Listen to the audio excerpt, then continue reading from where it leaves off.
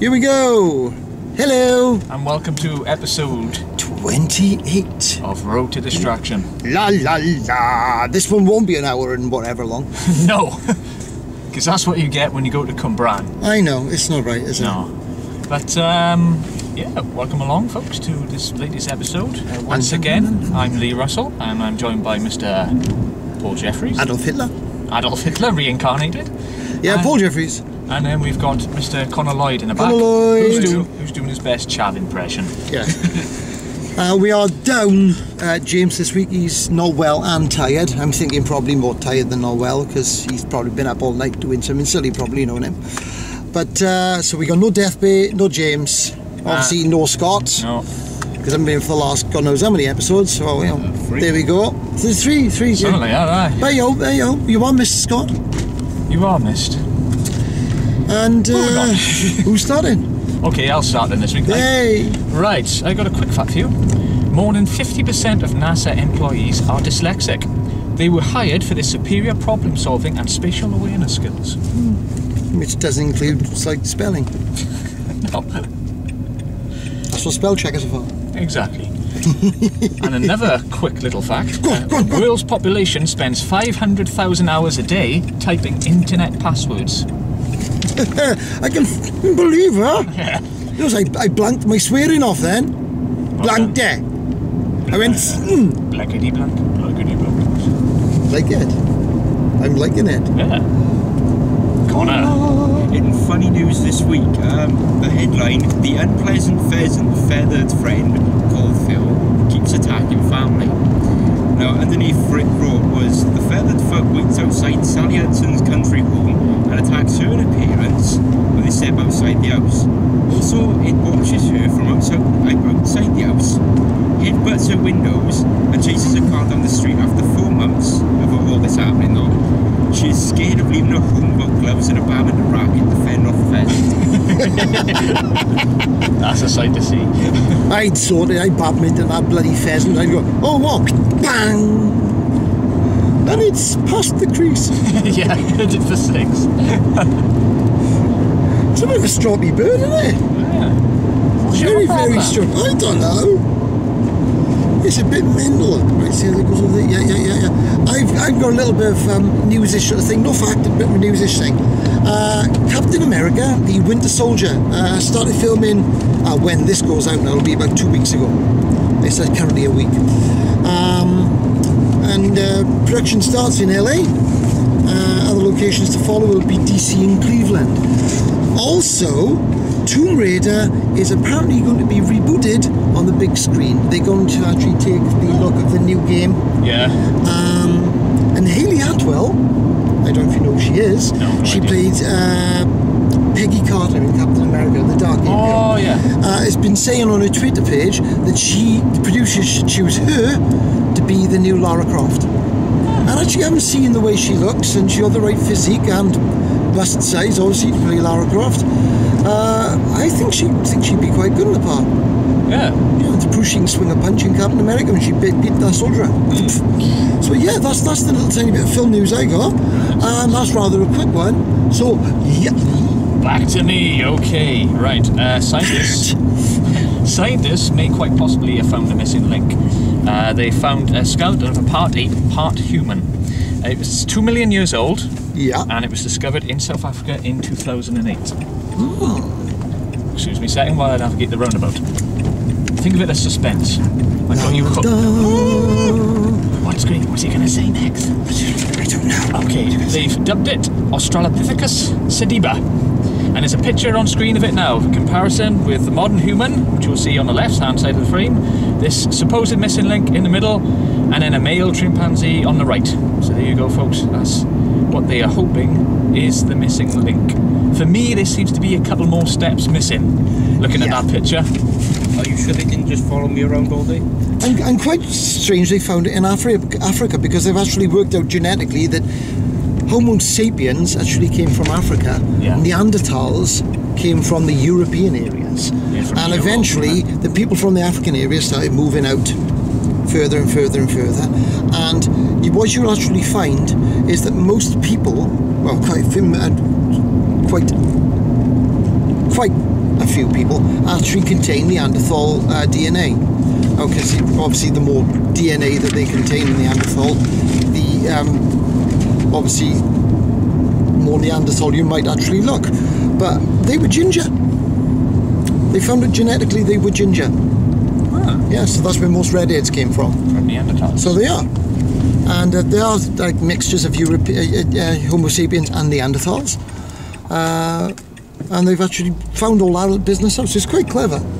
Yeah. And they've got to be a missing link somewhere, but like I said, perhaps there's a few more steps missing somewhere. Yeah. I mean, it's the holy grail of Holy grails. anthropology. That's the right one, isn't it? Yes. It's the holy grail of anthropology to find that missing link, to prove to all the religious nutters out there that we did, in fact, come from a common ape ancestor instead of tell me just about it. created 4,000 years ago by a magical man in the sky. With a bag of tricks. Here's my magical trick. Welcome to God's Circus. I'm going to juggle these rocks and make them into planets. Woohoo! Bling, bling. God, put your shorts on. Okay. Sorry, I don't know why I said that. Anyway. Connor. Right. After spending 100 grand Aye. and over 800 hours of his free time, German businessman. Oh crap! My phone actually recorrected his first name. Right, then his last name sounds really harsh. I can't remember his first name now because my friggin' phone. See? He has decommissioned. There's spelling mistakes on him. Well, you do, but I know what I'm on about. Put on the roof of his factory a German Air Force fighter plane. Why? I have no idea. I hope his roof will take the weight. Okay. What is he making? I have no idea. That's a wonderful story. Oh. It's just he just decommissioned it and put it on his roof. What kind of plane was that? A German Air Force fighter. Yeah, but what kind? There were loads. Like, I can't remember the name. Was it a Heinkel? Was it a it's like an Focke-Wulf? F-something. I'm not swearing. It was an actual name. I am. Called the Focke-Wulf. It was a Focke-Wulf. It probably was one of them. I can't A remember. Messerschmitt? I should have actually. A Junkers 88? Robin Reliant. Yeah. Sorry. A Volkswagen Beetle? Beetle. With wings. I should have looked at them more at that. Yes, you should have. Yes, you should have. Amateurs. It was an amateur move. Yeah, it's only... Oh, I don't know. What episode is it? It's his third episode, isn't it? Yes, it's third. He's still learning, folks. I've been having troubles this week, so excuse me. Oh, Yeah. Betty, you're in a lot of trouble. I've had a lot of trouble, Betty. Hey, I got a factoid. Factoid. I got cream brittle. But no, did you realise typewriter Yeah. is the longest English word that can be written using the letters on one row of a keyboard? No, I did not. Wow. Try that out. It actually, do you know, I read that fact, I looked at my keyboard and thought, bloody hell, it's right. Top row, Yeah. keyboard. Goody. I was only going through my head, then here it is. Yeah, how's that? Wow. La la la la la. Facts. Facts. They could be true, they could be not. We don't know. It's up to you to tell us. Exactly. Put a comment in the box below. Comment in the box below. Tell me if you tried it. And if you did, and you say, oh yeah, bloody hell, he's right.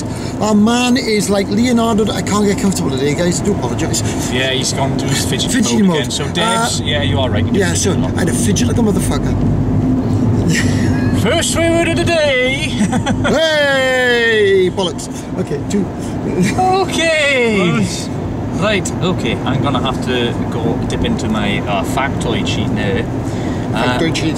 The average person walks the equivalent of 3 times around the world in a lifetime. That's a long old way. It is indeed. None of my feet do it. And when you think about it, you know, when you're walking back and forth the house, that's something. And then also, the words written on Twitter every day would fill a 10 million page book. Every day? Every day. Flipping heck. Which means an awful lot of people should be doing something better with their lives. Yes. Like surfing for porn. Yeah. Yeah. Isn't that what the internet was invented for? Yeah. Busty Bay. Go there. Busty. It's great. It's lovely. Sorry, go on. Yeah. Sorry, folks. I'll also fill in with another story as well. We're a man down. You're a man down, might as well chuck a few in, you're there. I'd like to thank the Videocopilot support. Oh yeah, you were saying, yeah. Because as you may know, I've got a plugin now called Element 3D, which is by Videocopilot. And in the week, I was creating creating a title graphic for my new series, which is up tomorrow, called Happy Trails. It's basically where I go out on a mountain bike, I attach the GoPro to the handlebars, and I just show you some of my favourite trails around the area. And I was just rendering a simple title graphic with just some plain old text, trying to make it 3D. And then I click render, and it came up with a dialogue message saying, Element 3D has encountered an unrecoverable error. I thought, oh god. So I restarted, tried again. Same message. I reinstalled it, same happened. I got it to render then, but then it wouldn't render any 3D elements. And I thought, oh great. So it was around about 10 o'clock on Wednesday night, and I emailed the support, and within 5 minutes I was in a web chat with their support, and they took it step by step through me how to correct it. I sent my file to them, they looked at it and said, oh, this is what you need to do, blah blah blah blah blah, and it worked. Phenomenal service. How's that? It was instantaneous, like that. There are people out there, companies out there, could learn from that. Yeah. Microsoft. Yeah. Definitely Google. Microsoft. Google. YouTube. So I would recommend, if you buy anything for After Effects, get it from Videocopilot. Their after support service is phenomenal. So thank you guys, you've saved my bacon there. Nice one. Connor. During the Boston lockdown that happened when they were trying to find those bombers when they were... Yeah, from the marathon, yeah. All the businesses, from shops to malls, offices, etc., were shut down, except for one small shop called Dunkin' Donuts. After hearing an automated message that went round telling all businesses to close, they decided to ring the police and find out what the hell's going on. The police then turned around and said they didn't have to close. So they stayed open the remainder of the day. They must have done some business. Was that the whim of the copper then, was it? They wanted their donuts. Yeah, they want a copper. Copper wants donuts, that's what I want. It's that simple. So instead of catching crims, you're getting fat, basically. Very, very strange. Well, not that weird, actually. There's a car called the Scuba, S-Q-U-B-A, developed by a Swiss company called Rinspeed. It's the world's first car that can be driven on land and underwater. Now, I don't have to leave you to find a photograph of it, but if he does, it'll be up on the screen now. Here we go. And I looked at it, I thought to myself, that's weird, so I had a bit of look around the internet, and it's actually real. I can't believe it. Didn't say what price it was. The one I saw was white, and it was driving underwater. I thought, it's James Bond come true. Yeah. Wow, it's fantastic. How was that for cool and weird and strange? And I am now scribbling that one out as well, because if I don't, I'll read the same thing twice and I'm stupid. On a related theme, in the film Spy Who Loved Me, where you see that Lotus Esprit going underwater. Seriously, you got a story? How as cool as that? Leading on, it wasn't an actual car, folks. Sadly, it was just a hollowed-out shell with two. What do you call it? Them skidoo things. Oh yeah, the underwater things. Yeah. Two of those motors in there with a two-man crew. That's all it was. It was just a fiberglass shell. Oh. One was cool, one led on from the other. Yeah. That's cool. And basically, the only way that car got in the film was the engineer at Lotus at the time was hoping to get exposure for the Esprit. So he parked it outside the business of Dan Jack or Cubby Broccoli, they say, and left it out there at lunchtime. So all these people just gathered around the car to look and think, oh yeah, that's quite nice, yeah, be a good bomb car. He then walked out, got in the car and refused to answer any questions and just drove off.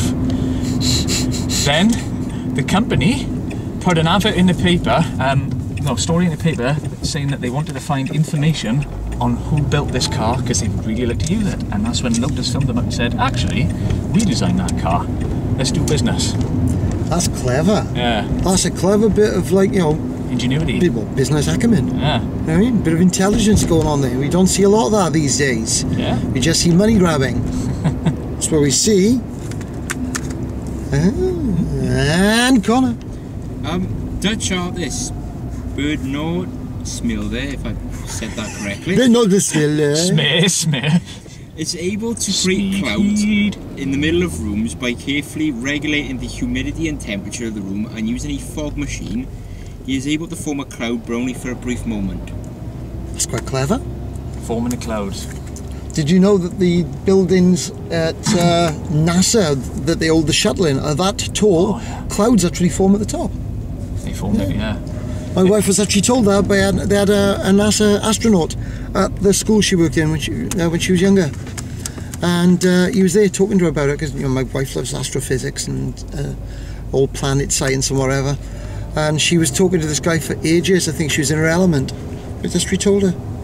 Yeah, it was the same with the old airship domes hangars as Yeah. well. So it was them. Yeah. Okay. They're just that tall that they generate their own atmosphere, effectively. You've got another little film rumour news thing.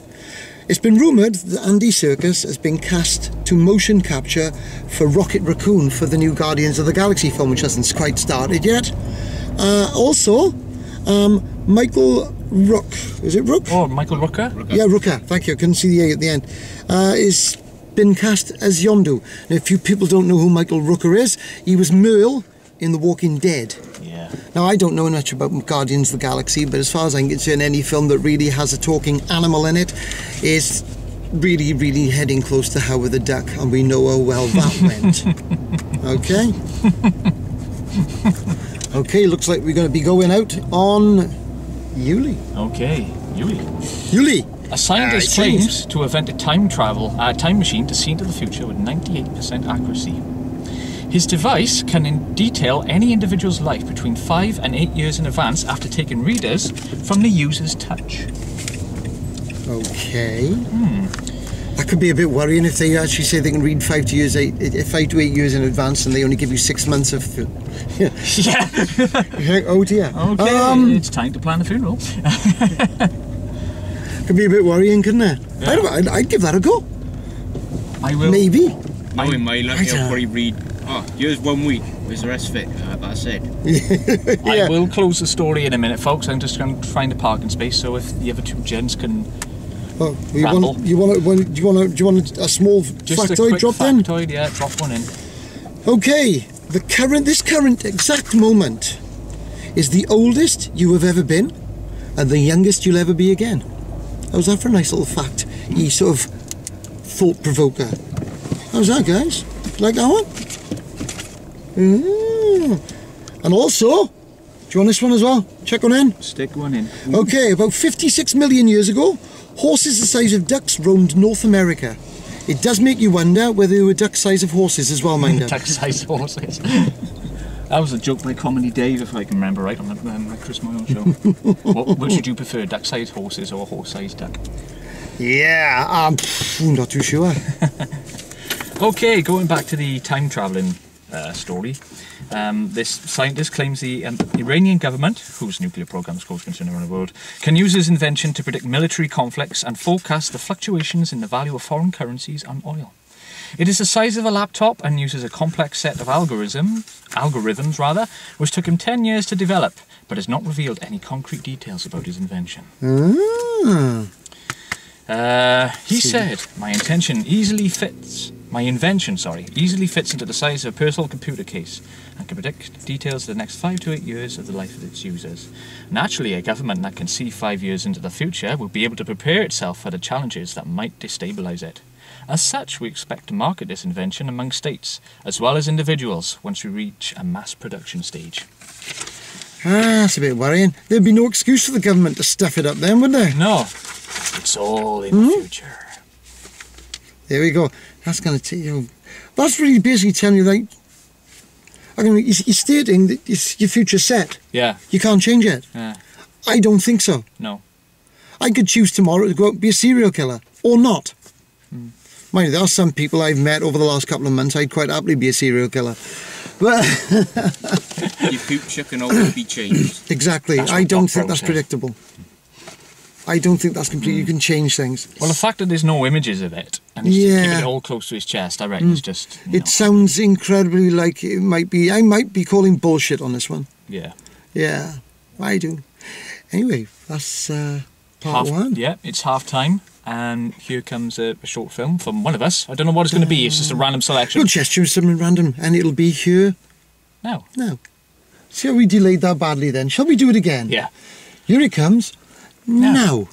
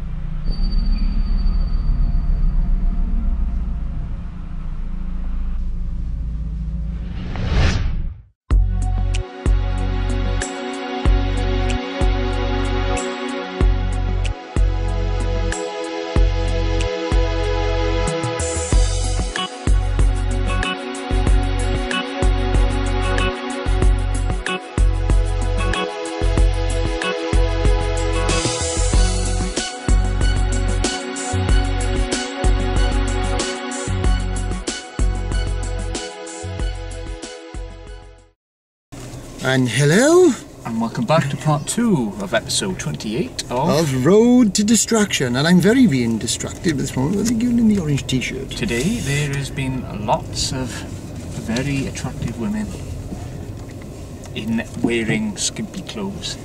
And some nice men too. Just kidding. There might be nice men, but I don't look at them.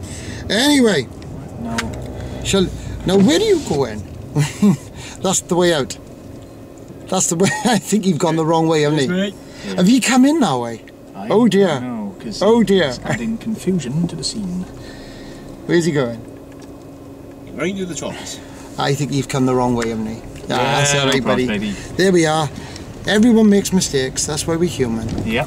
That's why pencils have erasers. That's right. And that's why guns have silencers. Okay. Which don't really silence the gun. No, they don't. They suppress the sounds. Yeah, slightly. Suppressor is the correct term, not silencer. Except with a shotgun, it doesn't really work either way. No, it doesn't. No, the sound's just putting it thrown apart. Anyway, who's going first, gentles and lady folks? I'll go first. Connor's going first. In North Wales, after coming back from a trip in France, I think it's primary school, the bus driver was given instructions to go to a place called Tywyn, if I pronounce it correctly. But when he put in sat-nav, he puts in Tywyn and ends up going 77 miles the wrong way. Awesome. Nobody else noticed because all the teachers and school kids were asleep after returning from a 13-hour trip. Brilliant. That's absolutely wonderful. So next time you put in your sat-nav, make sure you spell correctly, because you could end up going the wrong way. The wrong way. Making a wrong turn. Now, would any of you mind if I actually done a little review? No, carry Okay. on. New TV series started this week, which by the time this comes up, the second episode will be on, called Defiance. I've written this down because there's no way much you're going to get it to sound right otherwise. I think it's it's a very ambitious endeavour. Multiple amount of aliens on Earth, after a huge war between certain aliens and the human race. The entire planet is then devastated. That said, it's beautiful in its visuals and prop design. Also, in some ways, reminds me quite a lot of Firefly. They've got that gritty Wild West feel. They also use alien slang, where in Firefly they used a mixture of sort of like Chinese and whatever. So it's got that sort of feel to it. But that's where the difference, the similarities end. It's got a dirty, sort of well-lived-in feel. And it's excellent, yet again, it's got that Old West sort of essence about it. Getting there, about halfway through already, guys. The show's already had its first episode. They set the storyline, and in the storyline there's deception, murder, revenge, greed, war, and more. Even throws in a little bit of prostitution. And all this just in one episode. It set the scene, in my opinion, for a very, very watchable show, and I hope great things for it, to be honest. If the rest of the season is as good as the first episode, I'm looking forward to episode 2. Yeah. I mean, that's all I can really say about it. I mean, we've seen the first episode, it's beautifully designed, beautifully shot. The CGI is flawless except for one small error where they had a car skid into view in one scene and it looked obviously CGI. But other than that, it's perfect. And the one person in that show that steals the scene every time they're there is the alien doctor. I think they call it Inogen or something like that. And they got like white skin, it's all textured, and they got biomechanical augmentations like limbs. And she's awesome. Think Doc McCoy plus a stroppy female alien, and you've got her. She's perfect. It's the one scene where the one woman is injured, she goes to sit up and she puts her finger on her forehead and pushes her back down. He goes, lie down, there's a good human. It's got that kind of humour all the way through it. It's absolutely beautifully well done. That's all I can really say about it. I would watch it, I would recommend it. It is fantastically made. Also from the guy that brought us Farscape. Rockney S. O'Bannon, I do believe. He's had a massive hand in writing, directing, producing, all that kind of What, stuff. he's got a massive hand? Yes, it's this one. Wow. That one's normal size, this one's about 3 times the size. Brilliant. That's all I'm going to say about it, and on to somebody else. A Border Force employee by the name of Chris Holmes leaves his job on his 31st birthday with a letter of resignation. Not on paper though, but on a cake. I see. Oh, I saw that! Yeah. Made by the cake company Young's, and put on the bottom was this: if you enjoy this cake, you can order more at www.mrcake.co.uk. And after signing the cake and put his name on there, he puts in brackets, Mr. Cake. What a way to land, didn't you notice that, isn't it? Very creative, and it promotes your business as well. That's very clever, actually. What a way to be saying. That's very clever. Are you ready yet, or should we wait until the dual carriageway again? Wait till I do a carriageway. Okay, I got a small factoid. The first ever person arrested for speeding in New York City was a cyclist. Going at a reckless 12 mile an hour. Oh my word. You reckless, heartless person. A whole 12 mile an hour. Somebody could have been killed. Yeah. See, the camera seems to be... Bouncing, isn't it? Yeah. Sorry, there. Earthquake. I bet the anti-shake system will kick on and won't look like anything. Yeah, it's a good camera for doing that. Okay, here we go. And... we're sideways. We're on a Poseidon. There we are. There we are. Is that better? Ish. Ish. It'll do. I'll do. Sorry, guys. Okay. I'll make myself a little laugh. I'm going to do my review now of the film Silent Hill Revelations. It's been out for a while. Oh, yeah. And I recently watched it on Sunday night. And yeah. The film follows a now grown-up Sharon and her dad Christopher as they attempt to lead a semi-normal life after the events of the first film. Soon after, Christopher is kidnapped and is taken to Silent Hill by a cult, intent on luring Sharon, aka Heather, aka Good Alessa, back to Silent Hill so that she can give birth to the god that will lead them all to paradise. That sounds pretty good, doesn't it? But the synopsis is as good as it gets. I mean, I am a big fan of the gaming series up to number 3. Very true. And then after that, then it sort of tails off and the game gets diluted and it gets crap. But the first film was one of the best video game to film entries yet. Sure, it followed the plot of the first game in most part, but it made it accessible to newcomers, whilst pleasing fans like myself with a great performance by all the cast. In Revelations, however, they follow the plot of the third game a bit too closely, and in several places it completely contradicts what happened in the first film. And there's a link to some of the many contradictions in the box below. Check it out, guys. It will leave you. So this will leave you feeling confused and sad by the time the credits roll. In fact, the decision to leave out Jodelle Farland, who starred as Alessa in the first film, is bizarre, especially as she is now at the right age to play Heather. Apparently, the director wanted somebody to look like the third game's lead character. Well, congratulations, she does, but it just adds another layer of disconnection between the two films. The film moves along at a brisk enough pace, but you don't actually get into Silent Hill, the star of the show in my opinion, till roughly 2/3 into the movie, and then it's relegated to the world's smallest amusement park, which is literally just along one pathway. I noticed that. Trust me. And then you got a mental asylum. Always find them in amusement parks. I know. Which is somehow connected. The long-awaited confrontation with Dark Alessa is a joke, as Heather practically hugs her to death. They spin around on a carousel and until she absorbs her dark self, Dark Alessa. You could probably add the track Reunited and It Feels So Good to this scene, and it wouldn't feel out of place. Doesn't matter, you can watch it and you just have Reunited, it feels so good. It just wouldn't really feel out of place at all. And this is where one of my big gripes is. Alessa is the power behind Silent Hill. Her evil creates all the monsters and transforms the world at her will. And yet she is defeated by the power of her hug. Yeah. Love conquers all. Love conquers all. The film was shot in 3D, and again it is a disappointing use of this technology, with only a few decent pop-out effects. And I mean, the menu to the film is probably the best use of 3D. It says a lot, really, yeah. Doesn't it? To this day, the best use of 3D I have seen was in Avatar, which was one of the first films to use it. I mean, it was fantastic. The film was crap, but the 3D in it was amazing. Oh yeah. And the film Hugo, the film with Ben Kingsley in. Never seen it. It's very good. It basically follows the life of one of the first silent movie directors, and it's a phenomenal film. Anyway, I'll have to have a look. The film ends hinting at another sequel, but if it follows in the style of this, I wouldn't bother going to watch it. Silent Hill Revelations could have been a good sequel to a decent first film, but it almost completely disregards its prequel to create a confusing and disjointed mess. It was nice to see the majority of the original cast return for this, and it was nice to see Sean Bean make it to the end of a film alive. Yes, it's not often. No, he dies in quite a lot of his stuff. Yeah. So, for a score out of 5, I'm giving Silent Hill Revelations 2 out of 5 death bears. Oh, I like that. 2 out of 5 death bears. And working on half here, I give Defiance 5 out of 5 death bears. There we are. Because Defiance was awesome. I like the new, you have to put little death bears on. I will do little death bears. That's it, awesome.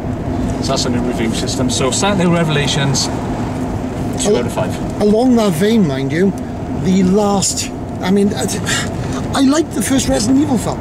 Yeah. I thought the second one was third one was and the last one they just brought out was such donkey balls, it was unbelievable. It was like one big music video, and they're making another one. I know. Well, the next one's the last one, won't it? What's that? This next one is the last one. I bloody hope so. 6, that is. 6 Resident Evil films. Jesus. The thing is, what's happened with those and the case of Silent Hill is that they tried to make it too game-like. Yeah. And in doing so, they alienate the majority of the cinema-going audience who aren't gamers. So they won't get all the references in that. And it's bad. It's a balance, though, when you think of it, because if they go the other way, then they alienate the gamers because they can't win. Because my son hates the films because they're not close enough to the game. It's too close to the game. Oh, it's too close to the game. Yeah. If you want to play the game, play the game. If you want to watch a film, watch a film. They shouldn't be. Yeah, in most regards, games are more like films than ever before. Oh yeah, cinematography and all these and storytelling and all the rest of it. So I don't see why they need to make so many game-to-film adaptations. I mean, Uwe Boll. Oh. Yeah. Though I did enjoy his adaptation of Postal. That was awesome. That was, I mean, just like the game, he was out to insult as many people as possible. And Jesus, didn't he? Everyone. Dwarves, women, men, children, Nazis, Muslims, anything. If you breathe, if you walk, if you eat shit and fart, he insulted you. It was brilliant. So I just drawn on my arm. Sorry. Connor, you'd have to speak up because we've got the wind rushing in from the Vent. I'm out of story, so I'm going to give my review. Go on then. I thought I'd wear these. This is the game review. Thanks, Waldo. This week I'll be reviewing Borderlands 2. I haven't completed the game, so bear with me on any facts I could get wrong. Sorry, my phone's going off. The game overall, I reckon, it's really good so far. I haven't played the first one, but the second one I quite enjoy, especially with the gameplay. Graphics are cartoony, you know, and if anyone wants to complain, well, I couldn't give a flying rat's arse. The storyline so far... Picture of a flame rat on screen now. And his arse. The storyline so far to it is really good. It's quite long, but the way you play the game and the enemies level up with you in a way, because when you get to certain parts, as you're supposed to do, instead of running off and doing certain parts, they'll be the sort of similar level to you, which I find really good because it makes the game more challenging. Otherwise, if they stay at a certain level, you're just going to be like, oh, this is piss easy, I'm just going to... So taking if you were at a level 5, your opponents will also be around a level 5? Yeah, if you follow the storyline... That's a good idea, it makes it more difficult. Yeah, if you don't level yourself up by just killing enemies all the time, the enemies will be the same level as you progress through the game. I find it's a bit confusing at first with what everything is, because if you pick it up and you expect, oh, I'd be able to play this, no problem, I don't need the instructions, you will get lost. You need to actually read the instructions. I did get lost. Are you one of those gamers then who doesn't read the instruction manual? Sometimes I don't, sometimes I do. I always read them. I'm one of those. I pick up a game and just start arsing around. I'm the same with everything though. Mine DVD players, phones, watches, everything. I just jab at everything until it works. Sorry, Connor. The way you can customise your characters is slightly limited with like the costumes and heads and whatever else you can customise. But the way they've got the weapons working and all the elemental damage to it, that's what adds the fun to the game. Because you've got these weapons, like ones that goes electric, corrosive. So elemental effects. Slag is one of the elements. Which is like Slag? So you got a gun that shoots women or wearing a lot of clothing who fuck around a lot? It's like a Sorry, girls. cloud sort of thing. It's really weird. Slag. Slag. The way we've got to walk around the place as well and actually search for things is actually quite good, because when you look at boxes and you think, oh, there's just going to be ammo in it. Actually, there are going to be weapons, items, everything in there, which is actually quite good because it makes you want to search for more of them. Encourages exploration. And the way you've got to do quests to find the vault symbols is good because it makes you start looking for them, because they are actually quite tricky to find. Because you think, oh, you find one of them, you think, oh, they're all going to be as big as this, but they're not. Some are really small and hard to find, and in places you would think, what the fuck, how the fuck do you get up there? Because one of them requires you to jump on this roof, to jump on another roof, to jump on a big massive roof, and then to jump over another roof end that is like over the other end. It's a bit of a theme there. Yeah, so there's a lot of roofs. A lot of roofs. No, it's only in the place called the Sanctuary so far, I found. Sanctuary! The one best part that I got though is no fall damage. That's what is quite good about it, because when you see all this jumping about, you think, oh, you have to find another way round, and when you don't, you think, oh, I'm going to die from this, but no fall damage, so that's good. What's good about the game, because it's quite good, because you just jump around places. But after you feel, oh, I haven't got enough health, I'm going to die. But the good thing about it is, with the shields and all that stuff, for you people like to run in and shoot, shields are good. But it also encourages you to use snipers and long-range weapons at the same time, because the snipers are really effective in the game. If you're going for close combat, your weapons are effective. If you're going for long range, you're going to piss all over them. Yeah. But for my review, out of 5 death bears, I'll give it 5 out of 5. Hey, 5 out of 5 death bears. There you go. That's a scary thought if there were 5 death bears in a film. Yeah, oh, I wouldn't want that. Bloody hell. I wonder what he's up to at this moment in time. He's licking his bum. Can he do that? He's very flexible. He has no spine. That's true. Okay, little story. A man was given a transplanted heart of a suicide victim. He then eventually married the donor's widow. He He then killed himself exactly the same way as the donor did. Ooh. Wow. I had to say, doesn't that actually tell you this is something to do with our wife? Possibly. Yeah, and she's like, yo, her husband killed herself. She then married the guy who had her husband's heart, and he killed himself. I blame the wife. I blame the wife. Yeah. I do as well, blame the wife. That's definitely more logical than a possessed and evil heart. I would, yeah. Yeah, that's more logical. And I think it's Lee. There's a picture on screen now of a bungling council workers who painted a double yellow lines along a 4-foot wide alleyway, too narrow to drive down. Yeah, I'm looking at the picture right now. That's immense. Well done. God, you council workers are great. It's in Swindon, Wiltshire, and it's roughly the width of just one supercar wheel. Residents... You couldn't even get a bicycle down there, probably. We can get a bicycle down there, that's about it. Just. Residents were baffled when the lines appealed along the full length of the 60-foot long Love path. it. Swindon Borough Council has blamed the gaffe on contractors, incredibly saying the hapless workers had forgotten just how big cars actually are. I should say so. That's immense. So I take you, I'm going to need more facts then, Connor. Speaking about cars, actually, I got one written down, but it ain't exactly news. It was just something I found on the internet. Go on then. Yeah. At a petrol station, a guy was filling up his Aston Martin DB9. Oh, nice. Or DBR9, one of the two. I think this is the one I heard of before. And crashed into it was a pink Corsa B. Yeah, Jim's done this the other week. He said, he said basically this pink Corsa was probably worth about 300 quid, and it packed into this God knows how many hundreds of thousands of pounds worth of car. It was 250 grand. Oh. That's awesome. I think I would actually hunt down the driver of the Corsa and probably I'd give cry. him to a murder death. I would cry as well. I've got a very quick one. The more beautiful a woman is, the more impaired the brains of the surrounding males becomes. I agree. Yeah. And we yet again, we actually do this a lot. We finish on Lee. Okay, I've got a very quick story. I'll park down. Just down there. Yeah. About the film Inception. I posted a link to it yesterday on Facebook. You got the theme of Inception, which is that dun dun dun dun that.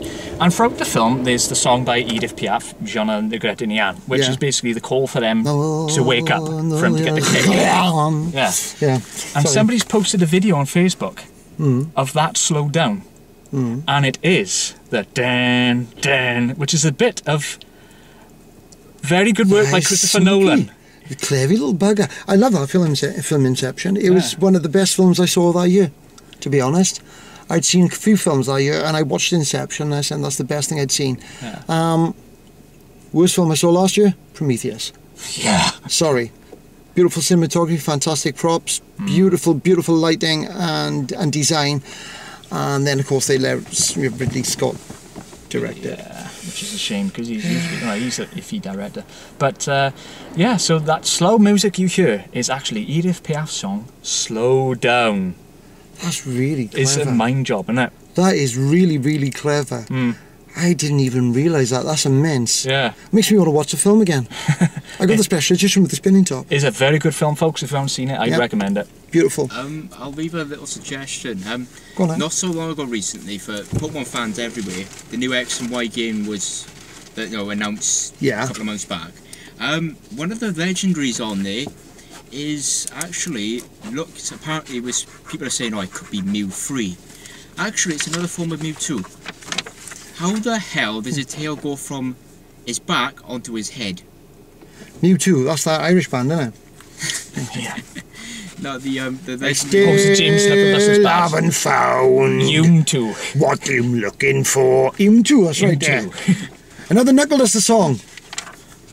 Oh, I'm still haven't found what I'm looking for. Then open your eyes up, you stupid Irish twat.